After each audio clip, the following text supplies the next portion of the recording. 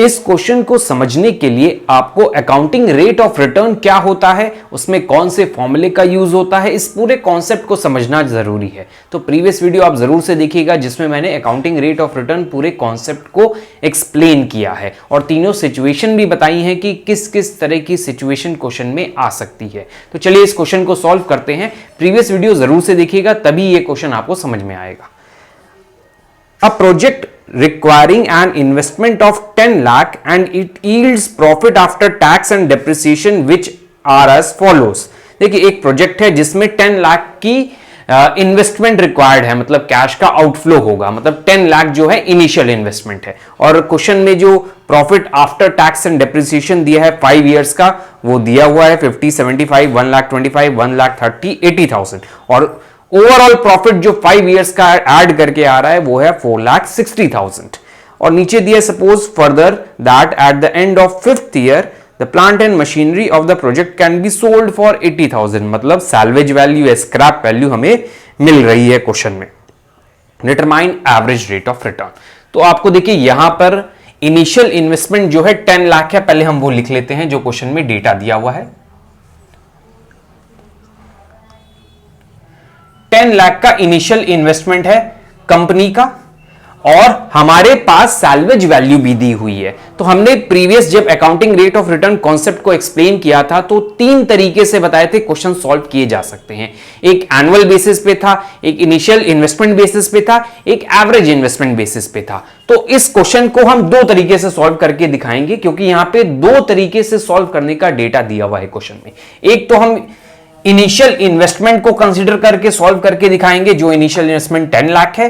एक दूसरा तरीका जो है वो है एवरेज इन्वेस्टमेंट को कंसीडर करके हम क्वेश्चन को सॉल्व करके दिखाएंगे। मतलब क्वेश्चन में बोला नहीं है कि आप 2 तरीके से सॉल्व करिए, लेकिन डेटा दिया हुआ है जिसमें हम 2 मेथड यूज कर सकते हैं क्वेश्चन सॉल्व करने में। तो इनिशियल इन्वेस्टमेंट में क्या फॉर्मूला लगा है वो ये है, अकाउंटिंग रेट ऑफ रिटर्न का फॉर्मूला है average annual profit divided by initial investment multiply by 100। आपको क्या चाहिए, एवरेज एनुअल प्रॉफिट चाहिए, इनिशियल इन्वेस्टमेंट 10 लाख है, मल्टीप्लाई बाय 100। तो एवरेज प्रॉफिट कैसे निकलेगा, क्वेश्चन में देखिए ओवरऑल प्रॉफिट कंपनी का दिया हुआ है 5 साल का, आई थिंक इसमें 5 इयर्स का जो प्रॉफिट है वो है 4,60,000। एवरेज बोला है तो डिवाइड बाय 5 कर दीजिए, एवरेज प्रॉफिट आ जाएगा, इंटू 100 कर दीजिए डिवाइड बाय इन्वेस्टमेंट करके, तो आपको अकाउंटिंग रेट ऑफ रिटर्न मिल जाएगा। तो हम क्या करते हैं, एवरेज प्रॉफिट निकालते हैं। एवरेज प्रॉफिट कैसे निकलेगा, टोटल प्रॉफिट, हमें टोटल करने की जरूरत भी नहीं है, क्वेश्चन में टोटल प्रॉफिट दिया ही हुआ है और 5 इयर्स का है तो 5 से डिवाइड कर दीजिए, एवरेज प्रॉफिट निकल आएगा। तो 4,60,000 divide by 5, 92,000 is my average profit. तो 92,000 रुपीज का एवरेज प्रॉफिट है इस कंपनी का। इनिशियल इन्वेस्टमेंट 10 लाख है तो सिंपल ARR निकालने का जो फॉर्मूला है वो हम पुट करके सॉल्व कर सकते हैं। तो average profit 92,000 divided bye 10 lakh multiply by 100। Solve कर लेते 2 3 4 5, 1 2 3 4 5। तो हमारे पास क्या आया, simply 9.2% is my accounting rate of return with the help of initial investment basis. अब आते हैं दूसरे मेथड की तरफ। सेम क्वेश्चन को हम दूसरे मेथड से सॉल्व करेंगे जिसमें हम एवरेज इन्वेस्टमेंट को कंसीडर करके सॉल्व करेंगे। तो एवरेज इन्वेस्टमेंट इसमें और इसमें डिफरेंस क्या है, यहां एवरेज इन्वेस्टमेंट है और यहां इनिशियल इन्वेस्टमेंट है। फॉर्मूला डिफरेंट है जो हमने कॉन्सेप्ट में एक्सप्लेन किया है कि टोटल कितने तरीके के फॉर्मूले होते हैं। एवरेज एनुअल प्रॉफिट चाहिए आपको, तो एवरेज एनुअल प्रॉफिट आपने ये निकाला अभी। एवरेज इन्वेस्टमेंट चाहिए, अब मेन क्वेश्चन यही है एवरेज इन्वेस्टमेंट कैसे निकलता है। एवरेज इन्वेस्टमेंट को निकालने के लिए 3 तरीके होते हैं। एक होता है स्क्रैप वैल्यू, क्वेश्चन में जब दी है उसको यूज करके, एडिशनल वर्किंग कैपिटल अगर दी है तो उसको यूज करके, या दोनों के कॉम्बिनेशन से। क्वेश्चन में अगर सैल्वेज वैल्यू और एडिशनल इन्वेस्टमेंट दोनों दी हुई है, एडिशनल वर्किंग कैपिटल दोनों दी हुई है, तब आप दोनों को यूज करके भी एक फॉर्मूला लगा के एवरेज इन्वेस्टमेंट निकाल सकते हैं। इस क्वेश्चन में स्टार्टिंग में ही हमने आपको बताया था रीड करके कि सैल्वेज वैल्यू या स्क्रैप वैल्यू क्वेश्चन में दी है आपकी 80,000 रुपीज। तो देखिए क्वेश्चन में सिर्फ स्क्रैप वैल्यू दी है, तो आप सिर्फ स्क्रैप वैल्यू की हेल्प से एवरेज इन्वेस्टमेंट निकाल सकते हैं, जिसका फॉर्मूला ये था, मैंने आपको एक्सप्लेन किया था जब कॉन्सेप्ट समझाया था। तो चलिए इसको सॉल्व करते हैं एवरेज इन्वेस्टमेंट, क्योंकि इस फॉर्मूले में एआरआर में एवरेज इन्वेस्टमेंट चाहिए, बाकी सारी चीजें आपने निकाल ली हैं, बाकी सारी चीज में सिर्फ एवरेज एनुअल प्रॉफिट ही है जो 92,000 है। तो एवरेज इन्वेस्टमेंट निकालने के लिए हम स्क्रैप वैल्यू मेथड को यूज कर रहे हैं, हम यहां एस लिख दे रहे हैं ताकि आपको याद रहे। इनिशियल इन्वेस्टमेंट 10 लाख है,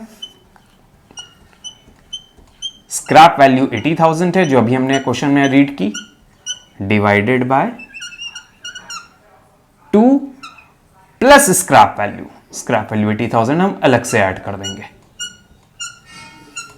तो चलिए सॉल्व कर लेते हैं, हमको एवरेज इन्वेस्टमेंट मिल जाएगा। तो यहां पे 10 लाख में माइनस करेंगे तो 9,20,000 divide by 2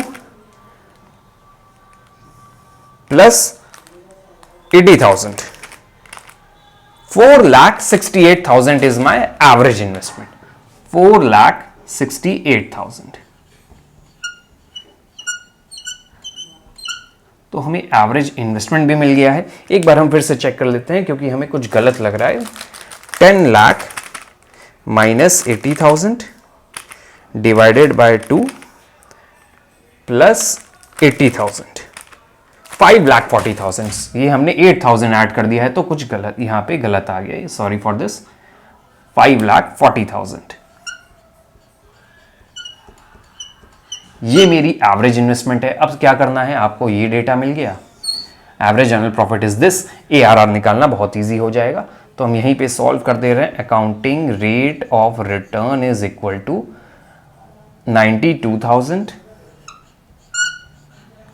divided by 5,40,000 multiply by 100। तो यहीं पे हम आंसर लिख देंगे आपका 92,000, 5,40,000, 17.03% is my accounting rate of return with the help of average investment basis. तो ये एक और क्वेश्चन हो गया हमारा अकाउंटिंग रेट ऑफ रिटर्न पे।